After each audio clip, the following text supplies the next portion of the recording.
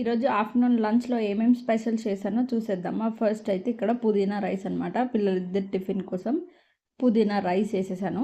Recipe కావాలంటే ఖచ్చితంగా subscribe చేసేసుకోండి, చాలా టేస్టీగా ఉంది. సో దాంతోపాటు పెరుగు అనమాట. సో ఇట్లా పిల్లలిద్దరికి కూడా టిఫిన్ పెట్టేస్తున్నాను. మీరందరు ఈరోజు ఆఫ్టర్నూన్ లంచ్లో ఏం స్పెషల్ చేసుకున్నారు నాతో కామెంట్స్లో షేర్ చేసేసుకోండి. దాని తర్వాత మా లంచ్ విషయానికి వచ్చేస్తే ఫస్ట్ వైట్ రైస్, దాని తర్వాత తోటకూర egg curry, boiled egg curry అనమాట.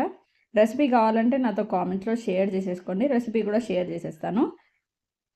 సో దాంతోపాటు స్వీట్ కోసం సేమియా పాయసం చేశాను. మా పిల్లలకి చాలా ఇష్టం అనమాట సేమియా పాయసం, అప్పుడప్పుడు చేస్తూ ఉంటాను. సో ఇట్లా సర్వ్ చేసేసుకొని అన్నం తినేసినాక స్వీట్ తినేసేయడమే అనమాట. రెసిపీ కావాలంటే ఆల్రెడీ మన ఛానల్లో ఉంది, చూడండి.